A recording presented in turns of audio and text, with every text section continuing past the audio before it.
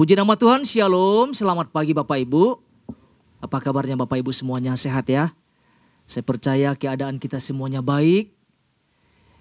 Saya percaya kita hidup dalam berkat-berkat Tuhan, katakan amin Bapak Ibu. Haleluya. Pagi hari ini Bapak Ibu kita akan sama-sama belajar ya. Sama-sama kita belajar menangkap apa yang menjadi pesan Tuhan buat setiap kita. Pesannya gini Bapak Ibu, pesannya adalah gini. Pribadi bernilai tinggi melakukan hal yang bernilai tinggi pula. Ini dahsyat banget Bapak Ibu ya. Pribadi bernilai tinggi melakukan, ini dia.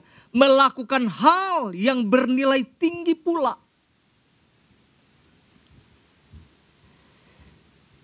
Pribadi yang bernilai tinggi itu bukan karena memakai perhiasan-perhiasan yang mahal.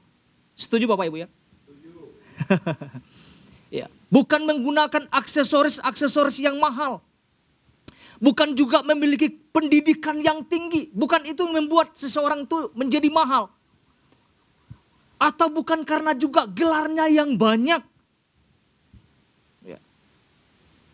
Atau kedudukan, jabatan yang tinggi. Bukan itu. Ya. Kalau itu yang kita lihat sebagai patokannya, itu adalah ukuran duniawi. Ya. Itu ukuran duniawi. Kita dikatakan atau disebut pribadi yang bernilai tinggi karena anugerah Tuhan di dalam kehidupan setiap kita. Karena penebusan Kristus di kayu salib. Karena kita diciptakan segambar dan serupa dengan Allah. Ya kita harus ingat bahwa gini, ada Roh Kudus di dalam kehidupan setiap kita, katakan amin Bapak Ibu. Ada nilai-nilai firman Tuhan. Itu yang membuat kita menjadi pribadi yang mahal. Pak Ishak jabarkan. Ada banyak hal. Kita ini adalah anak-anak Tuhan. Kita adalah prajurit. Ahli waris yang dikatakan.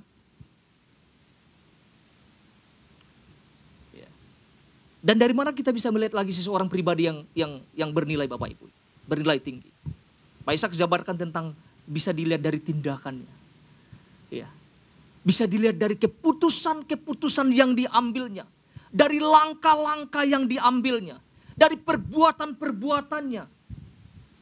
Contohnya, jujur apa enggak kan gitu. Jangan predikat status kita sebagai anak Tuhan, kebohongan terus masih dilakukan. Ketidakjujuran terus masih dilakukan.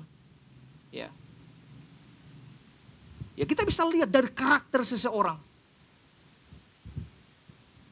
Dari mana lagi Bapak Ibu? Dari hasil, dari buah kehidupan seseorang. Kalau kita bisa melihat Bapak Ibu dalam surat Filipi pasal 3. Filipi pasal 3 ayat 7 sampai 8. Apa yang dikatakan di sini Bapak Ibu ya?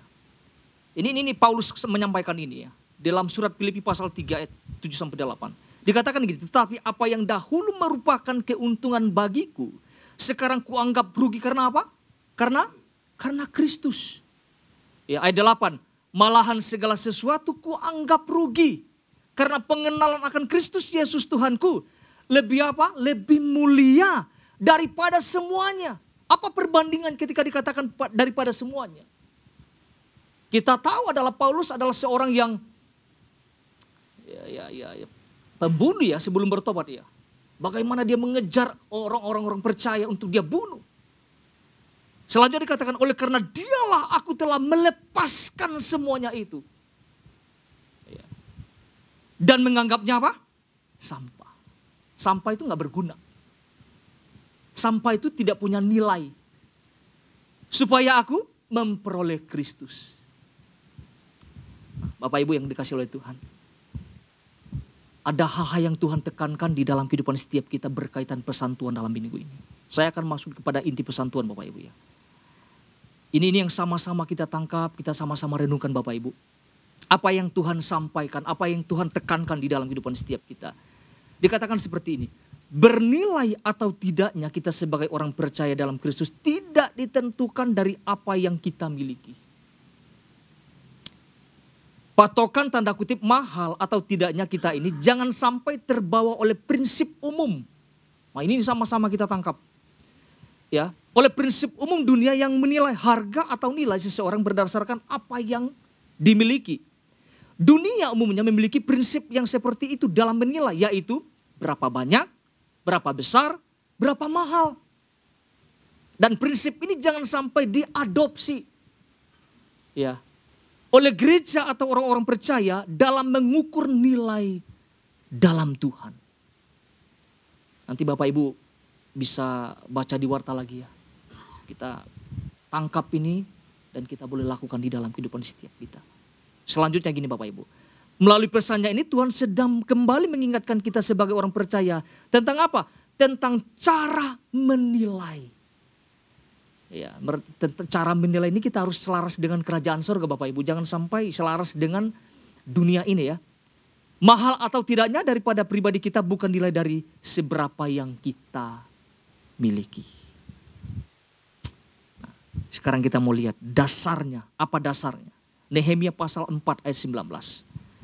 Jadi kita sudah mendengar, melihat Bapak Ibu apa yang menjadi inti pesan Tuhan buat setiap kita. Mari kita sama-sama tangkap ya. Nehemia pasal 4 ayat 19. Firman Tuhan berkata seperti ini Bapak Ibu. Berkatalah aku kepada para pemuka dan para penguasa dan kepada orang-orang yang lain.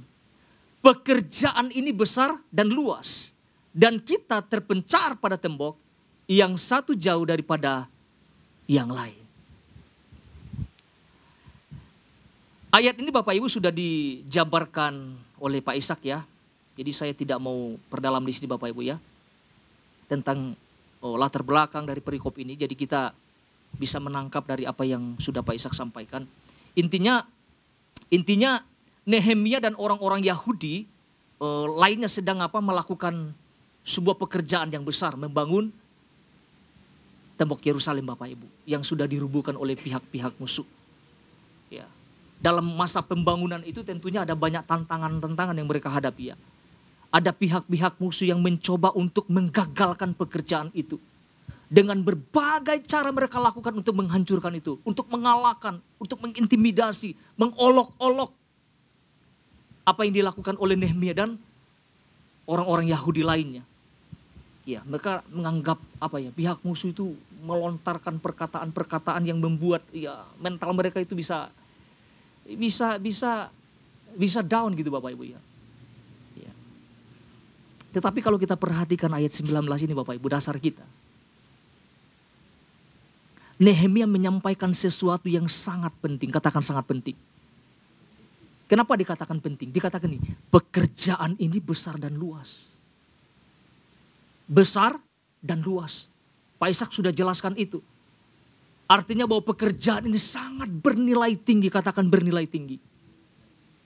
Sangat terhormat. Makanya Nehemia katakan pekerjaan ini besar. Ya. Pekerjaan ini luas. Pekerjaan ini bukan pekerjaan yang kecil. Ya. Artinya pekerjaan itu sesuatu yang sangat mulia, sangat terhormat, sangat bernilai tinggi.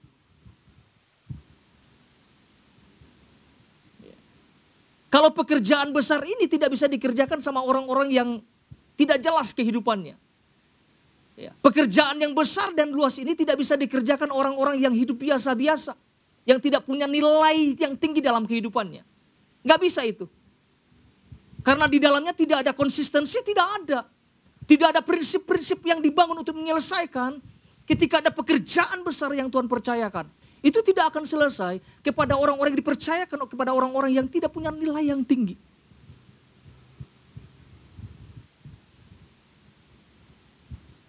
Pekerjaan yang besar hanya mampu diselesaikan sama orang-orang yang gini, yang punya nilai yang tinggi.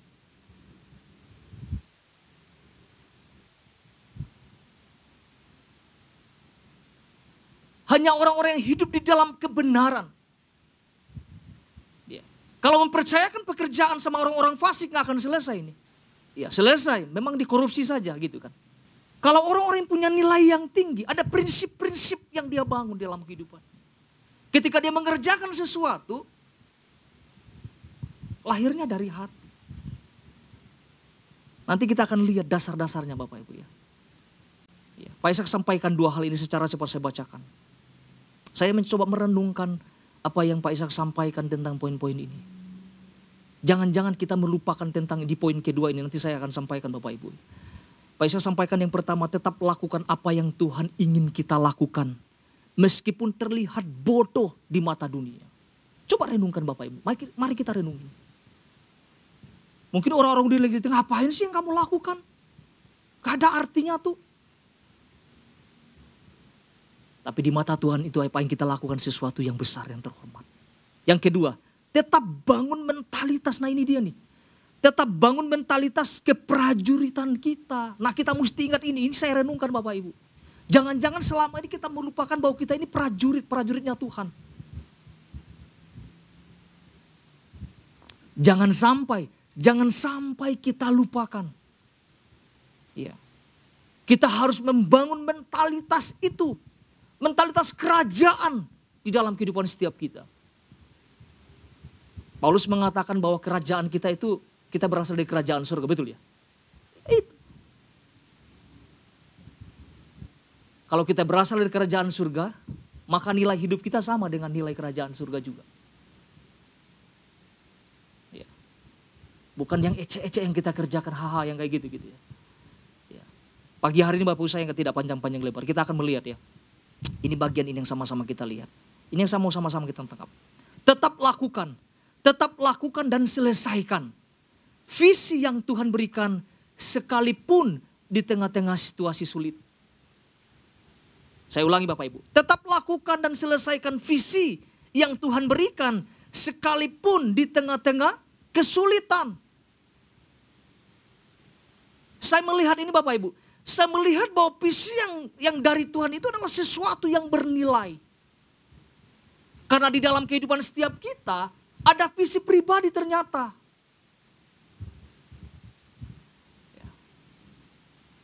Di dalam kehidupan setiap kita ini ada visi pribadi.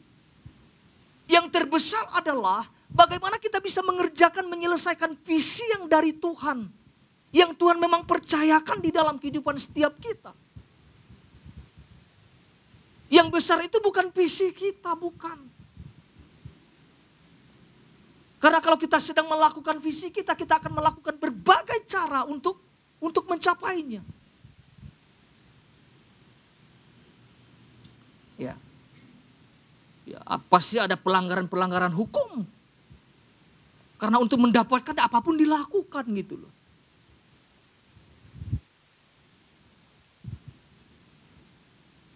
Kita bisa lihat hari-hari ini Bapak. Orang-orang menabrak hukum, tidak memperhatikan hukum-hukum. Hukum itu bernilai tinggi. Tetapi ditabrak, dilabrak, dilanggar.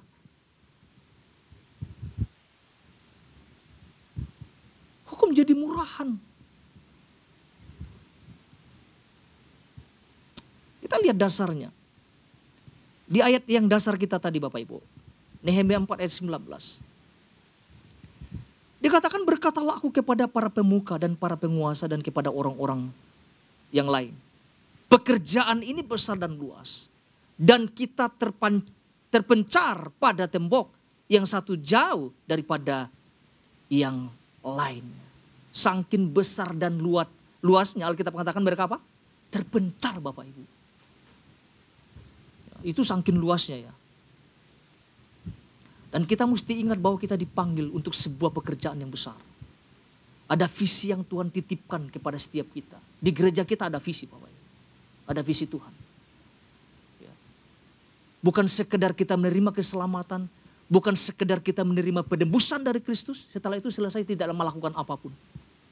Ingat kita harus menyelesaikan sesuatu. Ada sebuah pekerjaan. Ada visi yang besar yang Tuhan titipkan di dalam kehidupan setiap kita. Ya. Jadi kalau saya menyoroti Bapak Ibu, kalau melihat tentang pembangunan yang dilakukan oleh Nehemia dan orang-orang Yahudi. Kita bisa melihat tidak sedikit tantangan Bapak Ibu. Tapi di tengah-tengah tantangan itu kita bisa melihat. Mereka konsisten gak menyelesaikannya Bapak Ibu. Konsisten. Ada kedisiplinan gak di dalamnya? Oh disiplin itu. Ada komitmen gak di dalamnya? Oh ada komitmen. Selesai gak pembangunan itu? Selesai.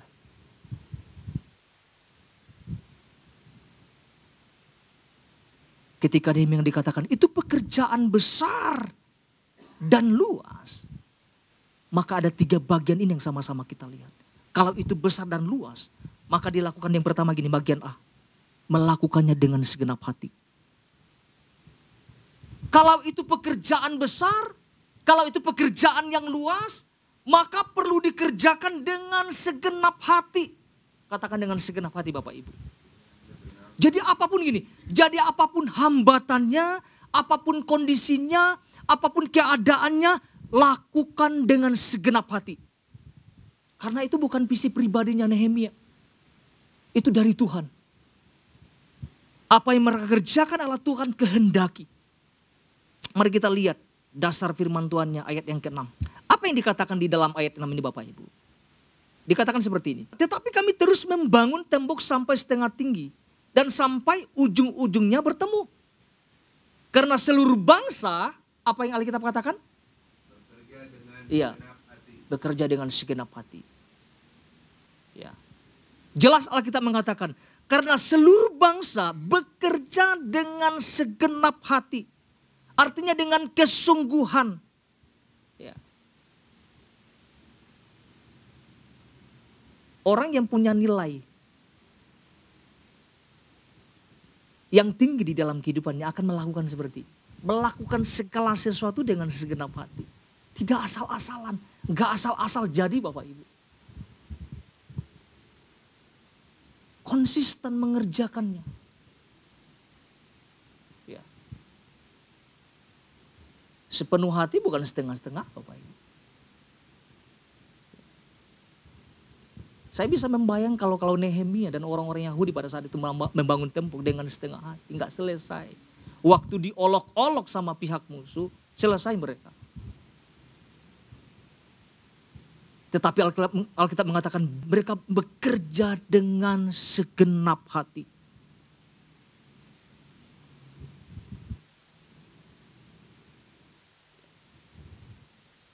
Nilai ini hanya ada di dalam kehidupan orang-orang yang punya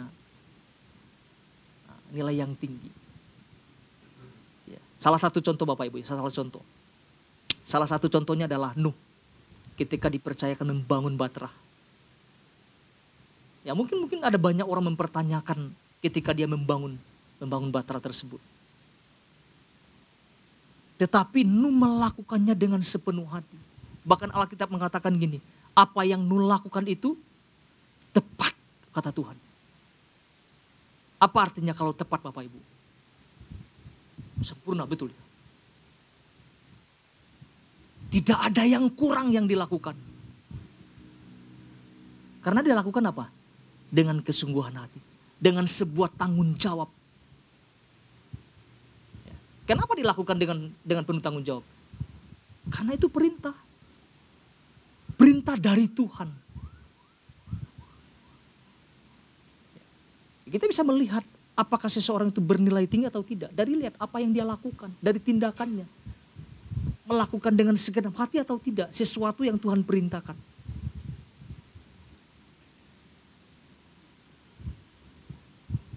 Jangan sampai apa yang Tuhan perintahkan diabaikan jadinya gitu. Nehemia tidak abaikan itu. Ketika dia membangun sesuatu, dia bangun dengan segenap hatinya. Gitu. Melakukannya dengan sepenuh hati. Tidak nawar-menawar Bapak Ibu. Sekalipun kondisinya itu tidak baik pada saat itu ya. Yang jelas ya Bapak Ibu, kalau kita mau lihat nilai seseorang itu, selesai apa enggak ketika dipercayakan sesuatu, selesai enggak? Jangan-jangan dipercayakan yang kecil saja tidak bisa selesai. Kita bisa kasih nilai. Jangan-jangan yang kecil pun enggak bisa ngerjain gitu. Apalagi Bapak Ibu, selain melakukan dengan segenap hati, yang kedua, ternyata dengan keberanian. Ini ada hubungan apa yang disampaikan oleh Pak Ishak dengan tentang mentalitas ya. Ini tentang keberanian. Kita lihat ayat 14 ya. Ayat 14. Nehemia pasal 4. Dikatakan seperti ini. Ku amati semuanya, lalu bangun berdiri dan berkata kepada para pemuka dan para penguasa dan kepada orang-orang yang lain. Ini perhatikan Bapak Ibu, ini saya mau tekankan. Jangan kamu takut terhadap mereka. Ingatlah kepada Tuhan yang maha apa? Maha besar dan dahsyat. Nah itu dia. Sampai di situ saja Bapak Ibu.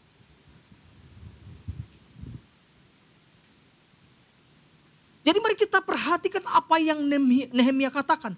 Dikatakan gini, jangan kamu takut terhadap mereka. Terhadap siapa yang dimaksudkan?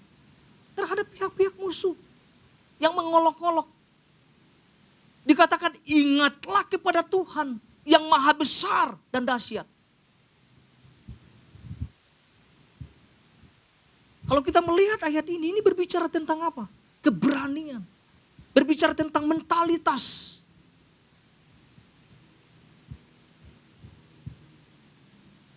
Ya, makanya kita perlu sadari di awal saya sampaikan Bapak Ibu. Jangan sampai kita melupakan kita ini prajurit-prajuritnya Tuhan loh. Artinya kita harus membangun mentalitas itu kan. Keberanian itu harus kita bangun di dalam kehidupan setiap kita. Ada Roh Kudus di dalam diri kita Bapak Ibu. Salah satu contoh yang ada di Alkitab seorang pemberani ya, adalah Daniel Bapak Ibu. Satu waktu ada larangan untuk Daniel tidak boleh menyembah kepada Allahnya. Hukumannya itu bukan hukuman yang biasa-biasa Bapak Ibu. Ya, hukumannya diperhadapkan dengan gua singa. Apa yang Daniel lakukan? Apakah dia berhenti menyembah Tuhan? Enggak ya. Daniel tetap menyembah kepada Tuhan. Sekalipun resiko. Ya. Enggak undur. Daniel enggak undur. Saya lagi coba membayangkan ketika ada larangan untuk kita, orang-orang percaya tidak boleh lagi menyembah ketika ada aturan itu. Tidak lagi boleh menyembah Allah ya. Tidak boleh menyembah Kristus ya. Keputusan apa yang kita mau ngambil? Dia terus berani menyembah atau tidak? Sekalipun ada hukuman yang menanti kita. Itu sulit loh. Waktu Daniel menghadapi ini itu bukan sesuatu yang mudah. Tetapi ada keberanian. Sekalipun kematian menanti Daniel. Dia tetap menyembah kepada Tuhan. Karena bukan nilai dunia yang dia hidupi. Tapi ada nilai-nilai kebenaran yang dihidupi. Bukan hanya itu tantangannya. Daniel juga berani untuk menolak memakan santapan apa yang disediakan oleh raja. Ya gak mau menajiskan dirinya tentang hal yang kayak gitu. Kenapa? Ada nilai. Ada nilai kerajaan surga di dalam kehidupan. Sehingga dia bisa berani menolak sesuatu yang gak sesuai. Gitu.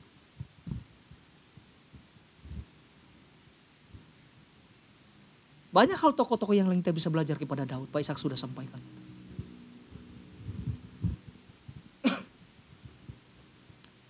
Jadi mentalitas ini kita perlu bangun. Keberanian itu harus ada di dalam kehidupan setiap kita. Ya. Itu bagian B ya. Bagian yang terakhir Bapak Ibu. Dengan apa lagi Bapak Ibu? Melakukan dengan mata yang berfokus pada Tuhan. Nah itu dia. Kita maju satu ayat 15 Bapak Ibu. Dengan mata yang berfokus pada Tuhan. Puji Tuhan, ayat 15. Ketika didengar musuh kami, bahwa rencana mereka sudah kami ketahui, dan bahwa Allah telah menggagalkannya. Maka dapatlah kami semua kembali ke tembok masing-masing ke pekerjaannya. Apa yang Tuhan lakukan ketika anak-anak Tuhan berfokus pandangannya kepada Tuhan? Rencana musuh digagalkan sama Tuhan, betul ya? Artinya gini, jangan lupa tuh, Tuhan berpihak loh sama kita Bapak Ibu.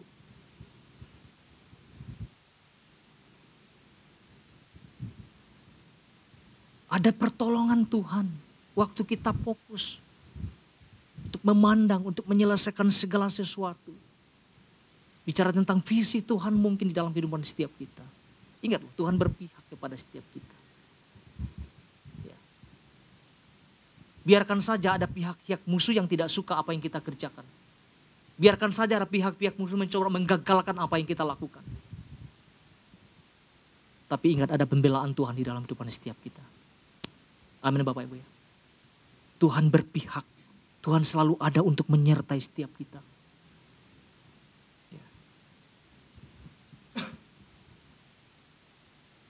Yang terpenting adalah fokus kita. Mau gak kita menyelesaikan apa yang Tuhan percayakan? Jangan sampai gini Bapak Ibu, apa yang Tuhan percayakan kita fokusnya kepada yang lain gitu.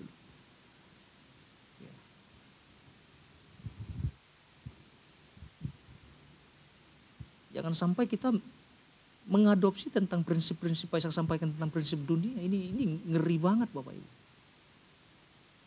Sehingga terjadi percampuran, sudah sulit untuk menilai. Orang menilai kita pun jadi sulit gitu loh. Punya nilai apa enggak gitu loh, gitu maksudnya. Di dalam Kolose pasal 3. Kolose pasal 3 ayat 2. Apa yang Paulus katakan di sini? Pikirkanlah perkara yang di atas, bukan yang di bumi. Wah, ini dahsyat Bapak. Kolose pasal 3 ayat 2. Pikirkanlah perkara yang di atas, bukan yang di bumi. Ya memang sangat jomplang Bapak Ibu. Memikirkan tentang hal-hal perkara-perkara dahsyat.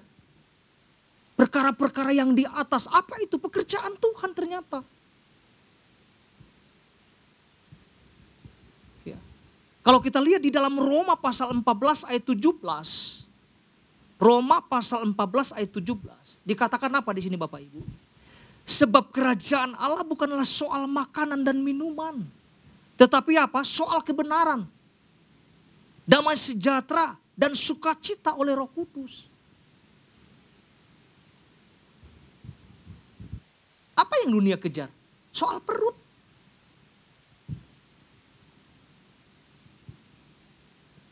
Soal apa yang terlihat. Apa yang dia gunakan, apa yang dia pakai, itu yang dunia sorot. Nilai kita bukan itu, nilai kita adalah nilai kebenaran. Jadi bukan soal-soal yang mungkin terlihat. Tetapi sesuatu yang Tuhan kehendaki di dalam kehidupan setiap kita. Sesuatu yang bernilai tinggi. Sesuatu yang mulia. Ya, kita jangan sia-siakan bahwa kita sudah ditebus oleh darah Kristus Bapak Ibu. Saya akan tutup dalam 1 Yohanes pasal 2 Bapak Ibu. 1 Yohanes pasal 2 ayat 15 sampai 17. Apa yang firman Tuhan sampaikan, katakan di sini Bapak Ibu. Dikatakan gini, janganlah kamu mengasihi dunia dan apa yang ada di dalamnya. Jikalau orang mengasihi dunia, maka kasih akan Bapa tidak ada di dalam orang itu. Sebab semua yang ada di dalam dunia ini, yaitu keinginan daging dan keinginan mata serta keangkuhan hidup. Begitu jelas Bapak Ibu. Bukanlah berasal dari Bapa, melainkan apa? Nah itu, orang dunia itu kejar itu Bapak Ibu. Apa yang dilihat mata, keinginan daging, itu yang dunia kejar. Ayat 17. Dan dunia ini sedang lenyap dengan keinginannya. Tetapi orang yang melakukan kehendak Allah, apa yang firman katakan, tetap hidup selama-lamanya.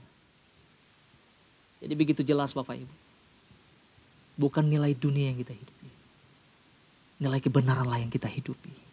Jadi satu hal ini yang sama-sama kita tangkap Bapak Ibu. Tetap lakukan dan selesaikan visi yang Tuhan berikan sekalipun di tengah-tengah kesulitan. Tuhan Yesus memberkati setiap kita.